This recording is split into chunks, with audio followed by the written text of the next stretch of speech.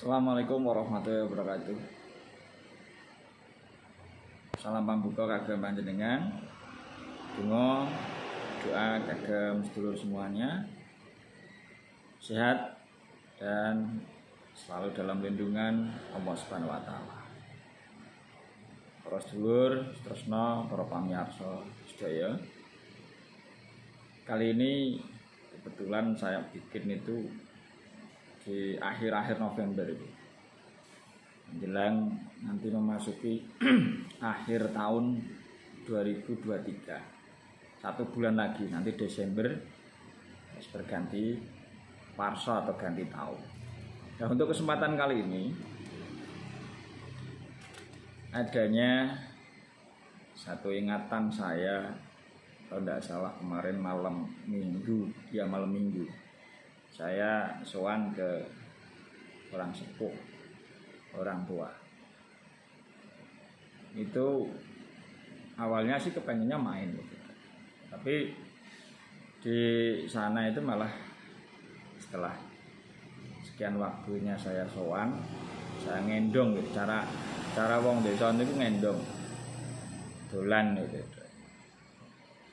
Itu saya mendapatkan informasi gini, saya ditanya, wetonmu apa le gitu.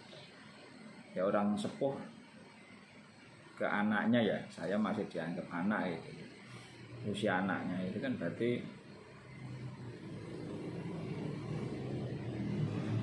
dipanggilnya, kalau orang Jawa, orang kampung itu le gitu.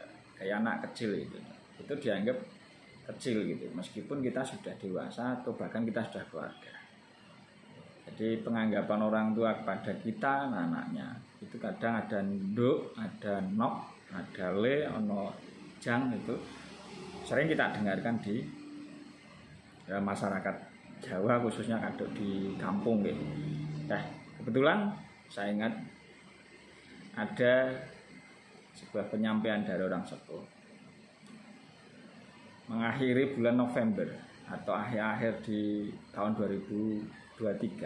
Meskipun nyatanya akhir, tapi ini adalah awal dari 6 weton yang nantinya berjalan di 2024-nya, berawal dari Desember. Ini punya satu cemerlangan, atau bahkan gini,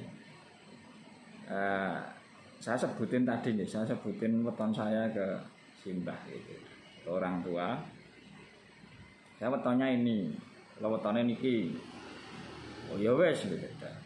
Dan gue masuk kategori sing apik kanggo awal tahunku, tahun 2024 gitu. Nah, 6 kategori yang mengawali nanti dapat satu kegemilangan dari awal Desember ataupun di akhir November atau penghujung tahun 2003, tapi menjadi awal kecemerlangan di tahun 2024. Yang pertama yaitu 6 weton tersebut. Yang pertama Kamis Kliwon. Ini dari simbah itu yang golek rezeki. Watak dari orang yang lahir weton itu punya perwatakan umumnya itu kiang itu sregep ya. Kiang itu sregep giat golek rezeki, mencari rezeki. Ya, kemudian dia punya kecukupan nantinya di tahun 2024 itu tidak harus mewah, tidak harus kaya, tapi apa yang menjadi kebutuhannya terpenuhi. Itu kecukupan. Dia punya watak juga tulus lan pinter. Ini yang pertama, yaitu tadi Kamis Kliwon. Kemudian yang keduanya, weton yang disebutkan simbah itu adalah Jumat Kliwon. Meskipun kondang ya, yang namanya Jumat Kliwon itu kondang nyeremke.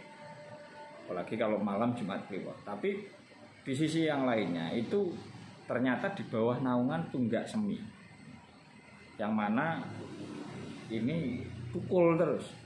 Semi tunggaknya itu semi, jadi tumbuh meskipun pelan gitu. Jadi nanti di tahun 2024-nya ya kita berdoa saja yang peton Jumat Kliwon ini, karena di bawah naungan Tunggak Semi ini mulai muncul, mulai tumbuh gitu, di tahun 2024, karena ada naungan di itu tadi Tunggak Semi. Orangnya banyak dijumpai itu dengan wong sing ulet tekun gemati. Ulet tekun gemati lek nyambut gawe. Ora gampang nyerah. Terus iso gawe tentrem, bisa buat gawe tentrem lingkungan sekitarnya di tempat dia bekerja ataupun lingkungan dia menetap. Itu yang kedua Jumat Kliwon. Kemudian yang ketiganya adalah Rebo Pon. Ini di bawah naungan Satrio Wibowo. Jelas Satrio itu seorang kesatria, Wibowo itu kewawibawan. Pateknya itu, kehadirannya itu gawe ayem, gawe adem, bisa mentremke lingkungan sekitar, baik keluarganya ataupun lingkungan ataupun temannya, atau bahkan mungkin rekan kerjanya. Bisa ataupun bisa menyesuaikan kepada lingkungan baru, hal-hal baru, karena dia punya perwatakan itu gelem sinau, gelem ngamati, gelem telaten untuk mempelajari. Wawasannya ya tentunya karena gelem belajar itu tambah luas, gitu, tambah akeh gitu ilmunya.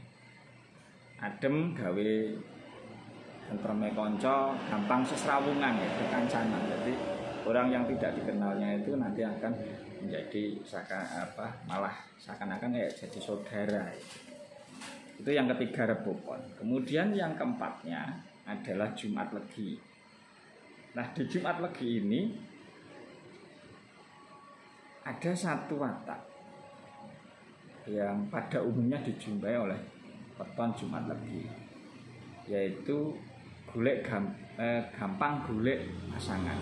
Nah pasangan ini saat simbah ngendikan itu tidak hanya pasangan hidup dalam artian jodoh, tapi pasangan dalam misal mitra bisnis, golek konco, golek modal bareng gitu untuk dia melakukan usaha. Ini pasangan yang dia cari itu gampang ditemukan. Terus dia punya perwatakan kalau menghadapi masalah itu selalu bisa diantisipasi, karena dia punya tipikal itu mampu mengatasi masalah bahkan sampai selesai. Terus wonge juga sumeh, terus pawean, dermawan. Tidak harus besar nilai yang dia sumbangkan, tapi dia juga membantu. Pengayom juga. Selain pengayom juga membantu, remen tetulung ya. Artinya tidak harus memberikan sesuatu yang besar, tapi dia itu enggak teganan. Nah yang kelimanya setelah tadi yang keempat Jumat Legi adalah Selasa Wage. Selasa Wage ini di bawah naungan Lakuning Bumi, dimana bumi itu kan tempat kita berpijak, tanaman tumbuh, hewan, makhluk itu kehidupan terjadi. Nah juga yang kalau tidak keliru ya, kalimat dari Lakuning Bumi itu ada tambahan lagi si Sinaroja kalau tidak salah, Sinaroja atau Sinoraja. Ini ingat-ingat lupa itu kan. Kalau tidak salah sih Sinaroja itu nanti kan. Tipikal dari watak peton Selasa Wage ini, dia sabar, lindung, terus nak dikai sebuah mandat ki apa ya, iso amanah gitu.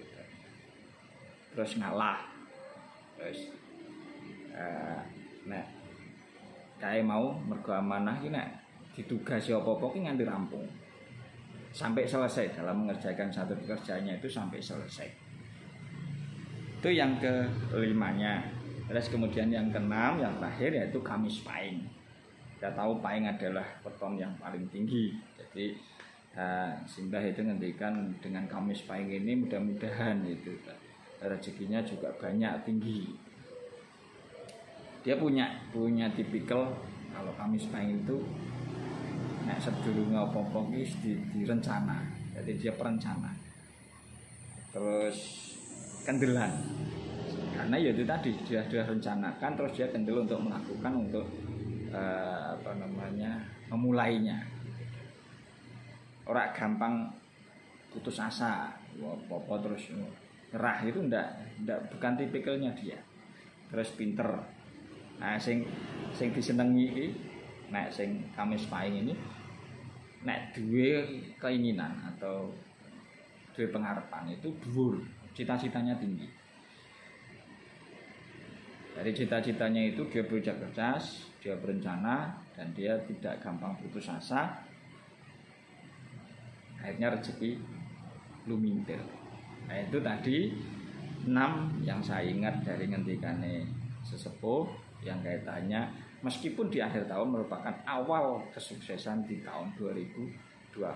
Apakah yang lain tidak punya kesempatan sukses? Saya yakin semua punya kesempatan. Cuma secara perhitungan primbon, biasanya orang Jawa, orang Sepuh itu menggunakan putaran waktu, ada bergilirnya, ada yang lebih tinggi, ada yang ada di bawahnya. Kategori yang disampaikan mungkin ini yang lebih tinggi.